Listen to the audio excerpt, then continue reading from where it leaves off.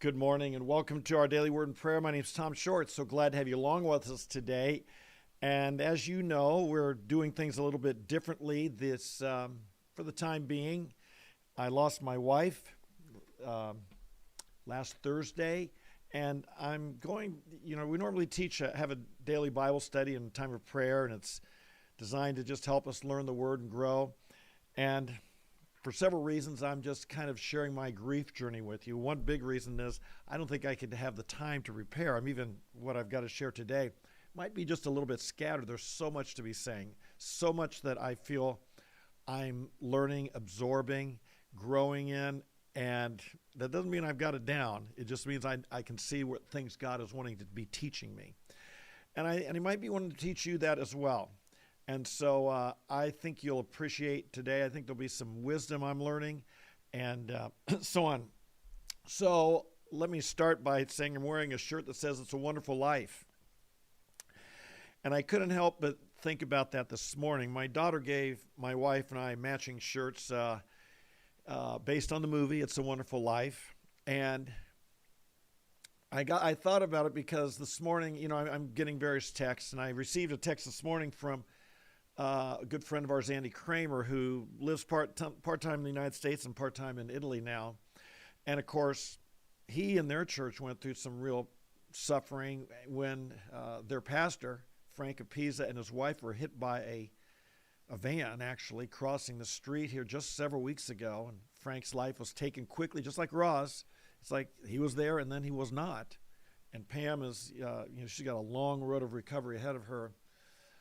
Very serious injury she received, but he texted me and he just mentioned, it's interesting the things that can trigger you, because he mentioned how much he used to enjoy talking to Roz after church, and she would just always encourage him, and it brought back to my mind how often, driving home from church, Roz would talk about how much she enjoyed talking to Andy and just wanted to encourage him. That's what she said. I wanted to encourage him.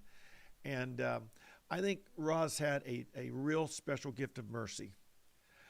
I experienced it. I received it. But I think these texts and comments on Facebook and comments on the discuss below on her on YouTube, I think I'm understanding her gift of mercy was far bigger, greater, broader, had a far greater effect than I ever realized. And I thought of the line in the movie "It's a Wonderful Life." Remember, George wished he wasn't even alive anymore because his life wasn't going as he wanted. He'd lost some money, he was losing his business, and everything was just, he had sacrificed so much for other people, and then it wasn't working out. And the key line in it is Clarence Oddbody, Angel Second Class, said to him, "You've been given a great gift, George, a chance to see what the world would be like, without you," actually, is what it should have said here. A chance to see what the world would have been like without you. I made a mistake there. And I've been given a great gift by your texts and your messages and so on, a chance to see more deeply what the world was like with her. And, of course, this leads to real grief. After reading Andy's text, it wrecked me this morning. It hit one of those rogue waves hit me to just realize what a loss we've had. And I'm realizing something about my tears. And, people thank me for my vulnerability and sharing these videos and being open and so on. And I am, but you haven't seen me break down and cry yet. You've seen me tear up and you've seen me choke up, but you haven't seen me lose it. And I'm losing it. And after I read Andy's email, I lost it, and I'm realizing it's not just tears of sadness; it's tears of joy. And they're good. They're healing. You got to get them out. And it's easier for me to get them out in private. I'll say that. But they're tears. They are tears of sadness. Tears of sadness for Roz that she's not with us. Tears of sadness for me that I'm not with her. But tears of sadness of joy as well, and to just be able to read these short anecdotes and short stories of how people were blessed by it, it's really meaningful. And I thank you for all the messages and kindness people have been sending me. Which, by the way, leads to one announcement I want to make. I maybe wasn't clear. The visitation, calling hours, and funeral are next week. I've had some people talk, Tom, where's the service tonight, or where's the service this morning? And maybe I wasn't clear. It's July 6th and 7th, not last night and this morning. And I even had someone who wrote and said that they were sorry they had their bags packed. They were heading to the airport and they had a medical emergency and they're not going to be able to make it. And I thought, and then woke up this morning and said, boy, did you think it was bags packed at the airport? But maybe they thought it was last night and this morning. So maybe they can still make it. But my apologies for that. Here's the updated announcement. Visiting hours, calling hours from 5 to 8 on Monday, July 6th at Linworth Road Church in Columbus, Ohio. The service will be Tuesday morning, July 7th at 10 a.m., followed by a burial at a beautiful cemetery where I've always wanted to be laid to rest. And it's going to be beautiful. Boy, there's a lot of creative people in my family, a lot of talented, creative people, and they're coming up with some really cool things. I think if you can make it, we will live stream it, but I think if you can make it, you'll be blessed tremendously.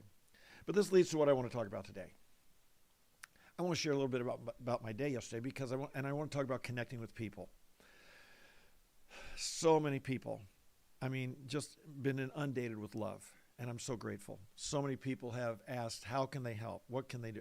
People, they just want to do something. I know you want to do something. And just to be honest, I'm a little inundated with people who want to, and I have no appetite whatsoever. I'm trying to eat a little bit, but so usually can I do something means bring some food.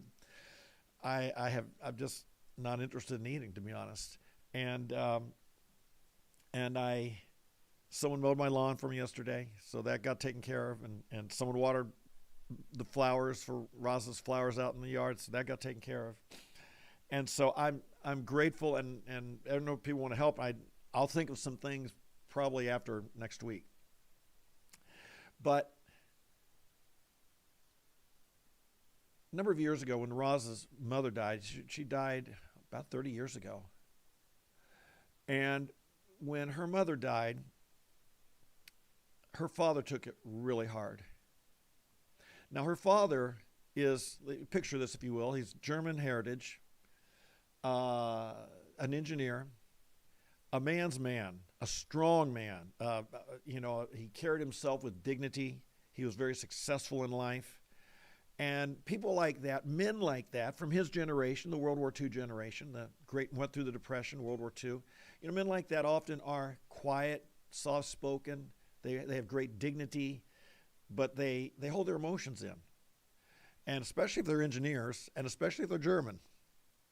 And when Roz's mother died, and I saw the grief he went through, and I saw a grown man cry. I didn't think I would have ever seen. He was way too strong to ever see him cry, and he just at times would just break down in such sadness, such grief, And I would say to Roz, listen, you can't go first. I'm sorry. I don't want to happen to me what happened to your dad. That'll be too much for me. Now I was saying that somewhat jokingly because I know God would take me through whatever God allows into my life, but I didn't want to go through that. He was crushed. And a man who didn't express his emotions a lot, they came out hard. And I'm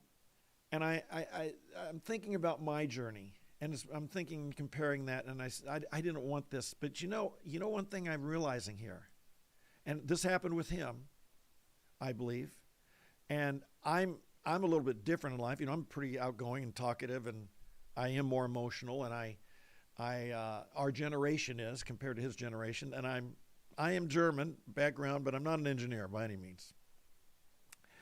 And I have connected with people more, but I think that I'm realizing that grief, suffering, sadness, difficulty, these things help you connect with people on a different level and more deeply.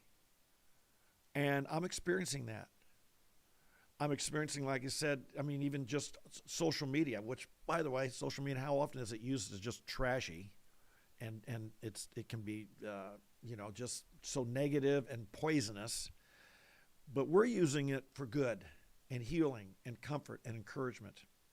That's what we do each day when we're here, and your comments to me, you're using social media for good. Your Facebook posts and YouTube and so forth. And this connection at this level, I'm going to say it's been good for me, and I want to make an observation about it.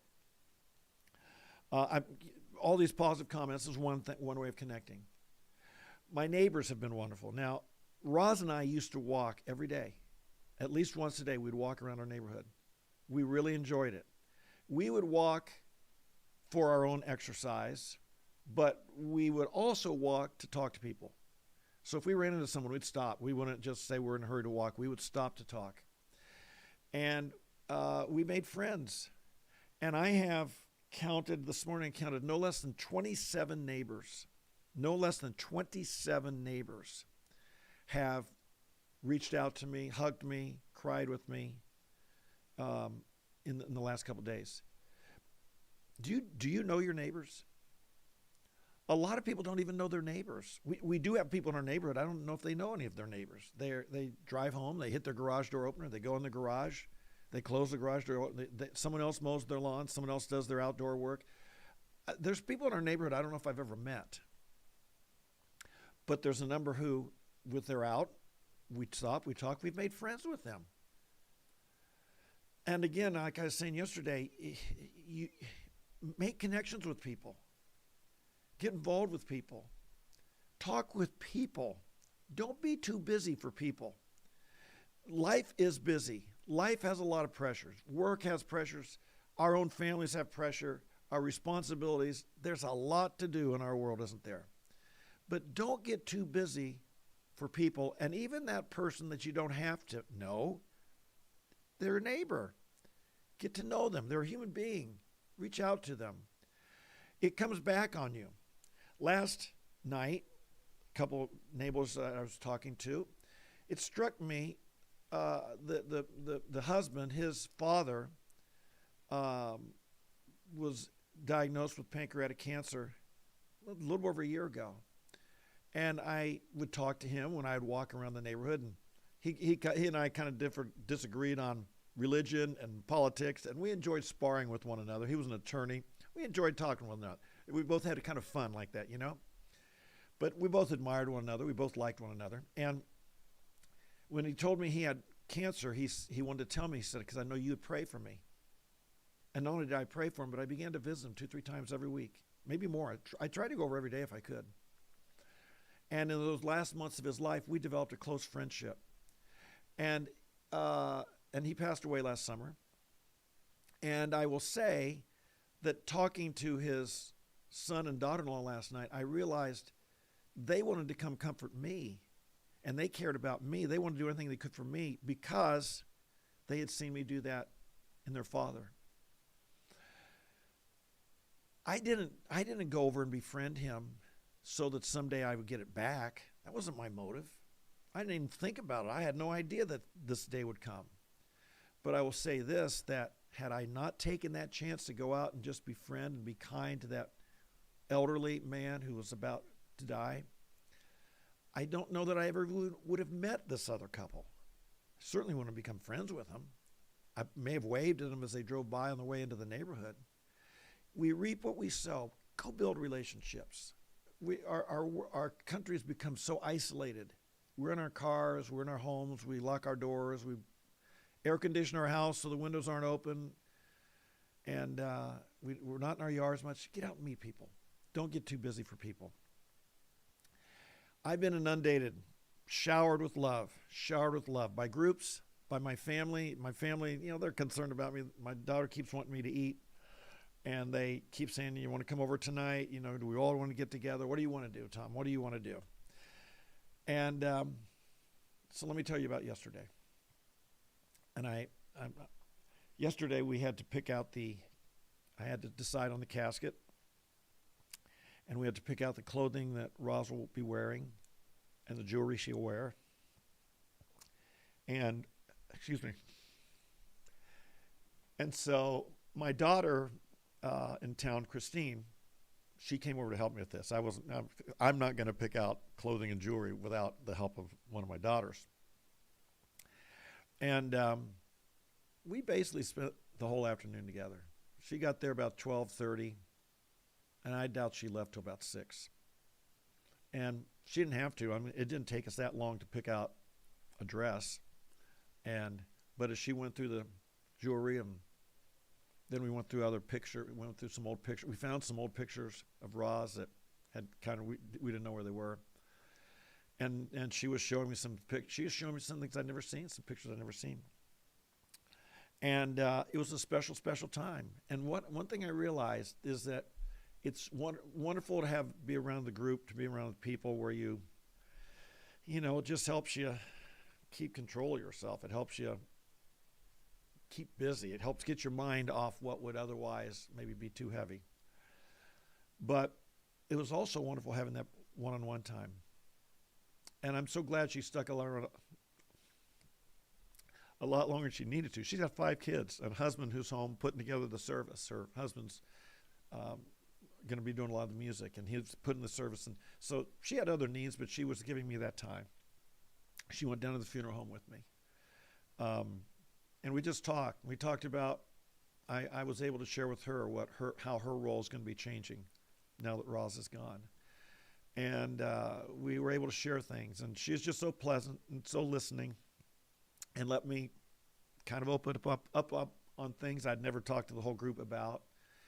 And so it struck me, I'm seeing all this area of connecting with people, that sometimes talk to a neighbor and I go out for a walk. I'm trying to walk every day, and I walk hoping to run into somebody, to be honest, and hoping to be able to share with them. And so I walk and I talk to individuals, or I talk to the neighbors, come out several at a time, and I'm able to talk and connect at a level I wouldn't be if we'd not lost Roz. And then to have that personal one-on-one time. And you need both. You need both, okay? And I want to say, if you have grief, make sure there's times they'll want you to be around everybody, so the group but there are times that you'll connect one-on-one individually with someone. And I just say, if you're trying to help someone, give them the time they need. They're not going to ask for it. They're not going to say, I need you to stick around. But I'm so grateful my daughter picked up on that and did, and helped. And just, she had needs. She had other needs at home, but she just stayed as long as she needed to. Well, anyway, she asked if I wanted to come over for dinner that night, and I said, no, I will, I'll be fine. And so she kept saying, well, go get something to eat, I'll be fine, don't worry. She left. I went for a little walk around the neighborhood. It's almost 2 hours. It's usually a 5-minute walk, and I was out almost 2 hours talking with neighbors, and they were sharing the things I'm sharing with you. And it's such an opportunity to connect, and for us to connect at a different level. And then I thought, it's 8 o'clock. I need to get something to eat. I promised I would. So I went out for a ride. I went out to look for something. And to be honest, I drove around for nearly an hour, and I couldn't find anything that I wanted. I finally found something, and it made me way too full. Restaurants were starting to close. I was going to go to the food court in the mall, and it was closing. So I said, where do you go if you just eat one person? Anyway, that alone time was good. We have some friends who she lost her mother, lost her father recently, and the last thing Roz wrote was a condolence, a sympathy card to her. And it's not been mailed yet. So I stopped to drop it by at their house, but they weren't home. And I realized God just wanted me to have some time by myself. I'd had time in the morning with you all. I'd had time all afternoon with my daughter. I'd had 2 hours talking with my neighbors in the neighborhood. And then I had that time looking for somebody, and I couldn't find any. It's just me and God. I realize all of those are important. Grief gives you opportunity to connect. with people. We live busy lives. We're running about. We need to understand what's going on in our heart. And not just during times of grief, but if you've done this beforehand, it's easier, I think, when you grieve. And so what do I want to say? If you're grieving, take the time to connect. I'm trying to put some things on hold. I'm not talking about other areas. I'm not watching the news. I'm not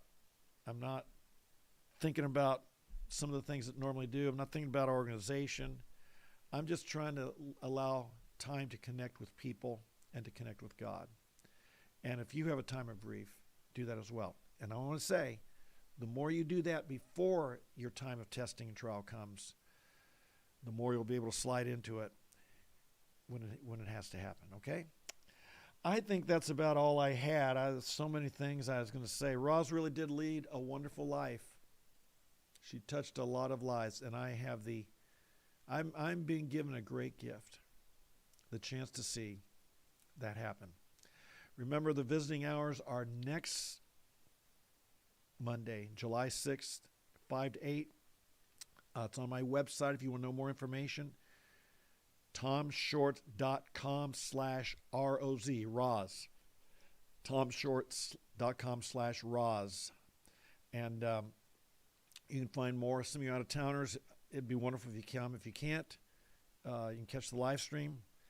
And I know, we've got some close friends that, they're going to be out of town at that time.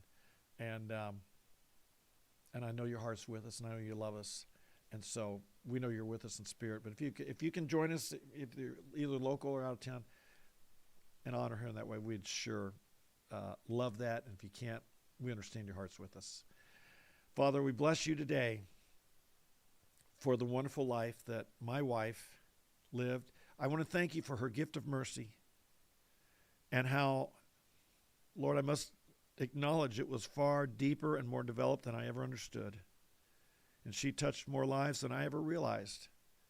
And Father, I just want to thank you for the people around the country, around the world, who are writing me and telling me stories. And Father, I just thank you for my wife and how, and I realized I was the recipient of that grace more than I even realized, that she showed that kindness to me every single day. And Lord, she's a great treasure, and I thank you for every day we had together.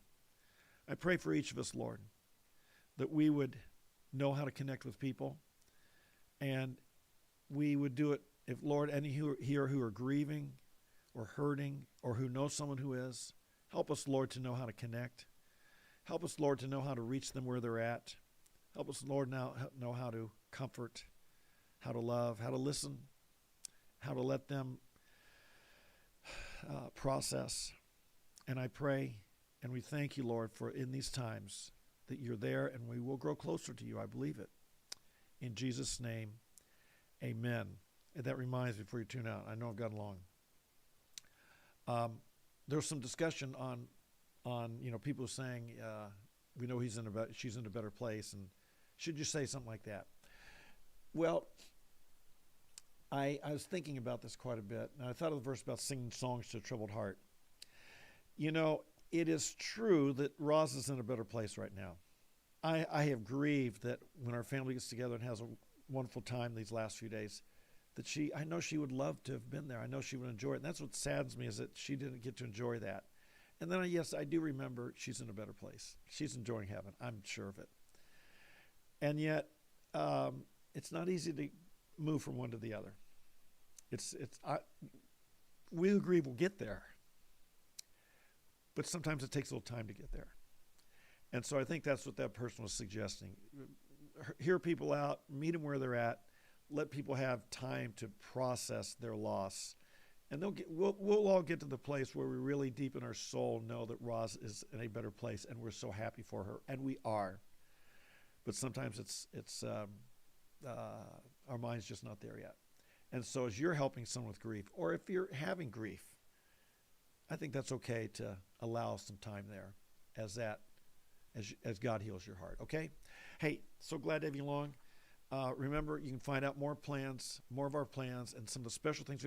One other thing, we're planning to do a video. Some of you have stories about Roz that you'd like to share.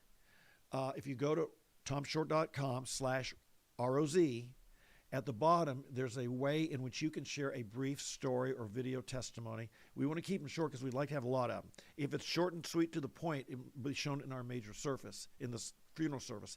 If it's a little longer, it's just going to be playing on a loop during the visiting time. So I hope that you can do that. I know some of you have stories. There's details on how to do it, and go there and you'll find that information. We'd love for many of you to contribute to that, okay? God bless you. I love you. We'll look forward to seeing you tomorrow, and we'll continue sharing. Thank you for your prayers, your support, and your love. See you tomorrow. Bye-bye.